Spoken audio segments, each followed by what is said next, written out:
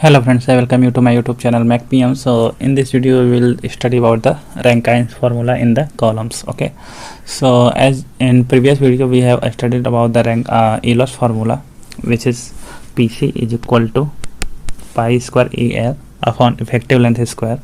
So this was the Euler's formula, but it was observed that this formula is valid only for the long columns. Okay, for columns which has slender ratio of more than 80. Okay, so for short columns it was observed that for short columns, suppose this is short column which is length is very small comparable to its width and thickness. Okay, so for this simply we have crushing load. If stress was applied like that, then crushing load was equal to crushing stress into area. Okay, and buckling load for long columns was, suppose this was long column, then it was failing due to buckling. Okay, it will buckle like this and it fell due to buckling. So buckling load was pi square EI upon L effective square.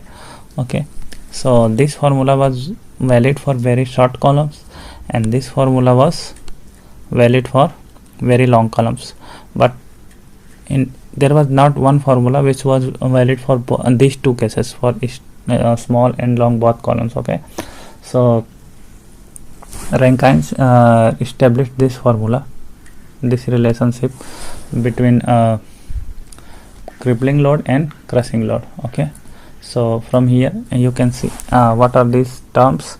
P is crippling load by Rankine's formula. Okay,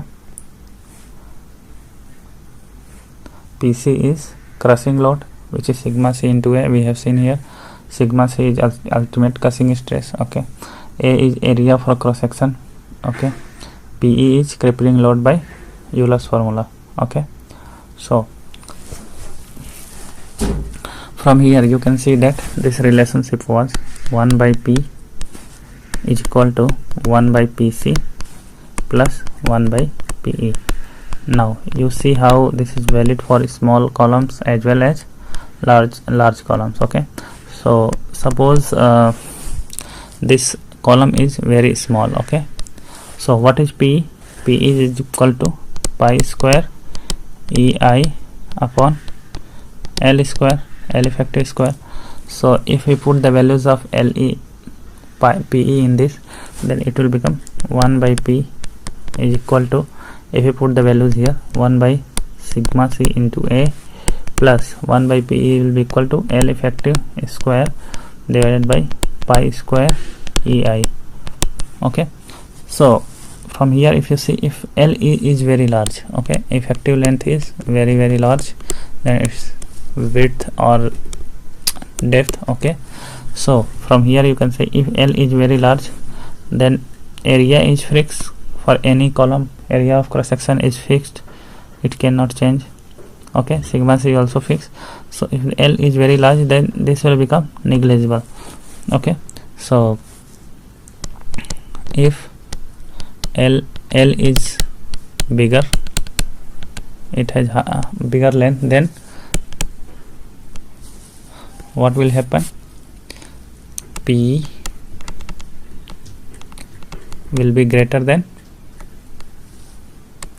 PC, greater than PC, because if L is large, then if L is large, then this value will be bigger. Okay, so this value will be bigger, then this value will be negligible. Okay, so 1 by P will be equal to 1 by PE, or you can say P will be equal to PE if column is large. If column is very small, then L will be very small. Okay, L will be negligible. So if L will be negligible, then this will tend to become 0. It will go near 0. So 1 by P will become equal to 1 by sigma c A, or P will become equal to sigma c A, which is PC crushing load. So this is for short column and this is for long column. This is Euler's formula only, and this is for normal crushing load. Okay, so you can see that this formula is valid for both short and long columns. It depends on the length only, and if length is more, then this formula becomes like this, and if length is very small, then this formula takes form of this formula. Okay, now if we try to see this formula, then this is 1 by P is equal to 1 by PC plus 1 by PE. Okay, so if we see P is equal to, or 1 by P will be equal to PC, if we add these two, then it will become PE plus PC divided by PE PC. So P will become equal to, P will become, if we take inverse of both two, PC into PE divided by PC plus PE. Okay,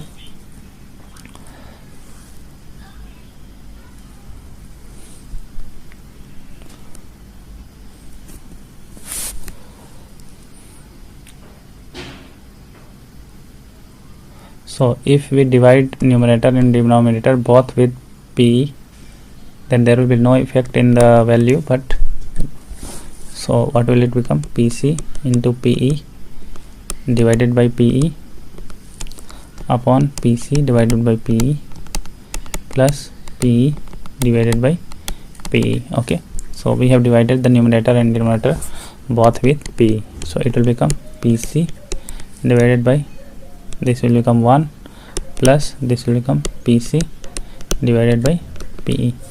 Okay, this is value of Rankine's load. Okay, now we have the values already.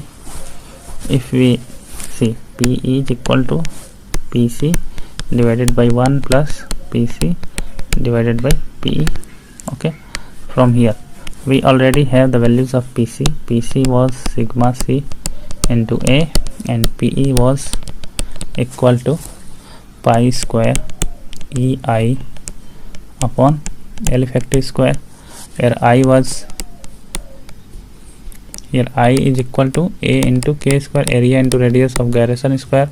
So this will become pi square E AK square divided by L square. So if we put these values here, then you will get P is equal to PC. What is PC? Sigma C into A plus 1 plus sigma C into A divided by pi square E A K square divided by L effective square. So A will be cancelled, so you will get P is equal to sigma C into A divided by 1 plus this L effective will come above, so it will become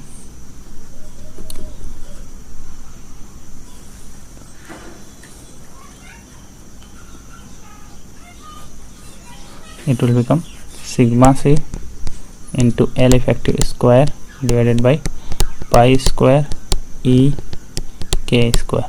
Okay,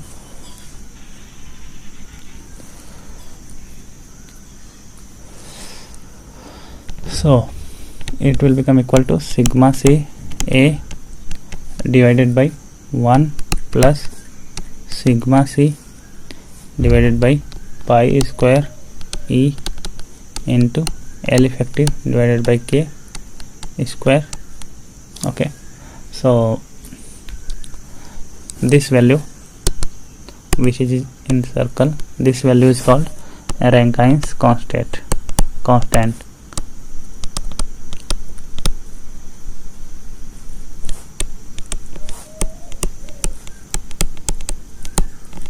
So this formula will become P is equal to sigma C into A divided by 1 plus, if suppose this is A, then L effective divided by K square. So this is final shape of Rankine's formula. We will use this formula to solve some numerical problems. Okay, so I hope you understood how to derive how to reach here in Rankine's formula and what is the significance of Rankine's formula. Okay.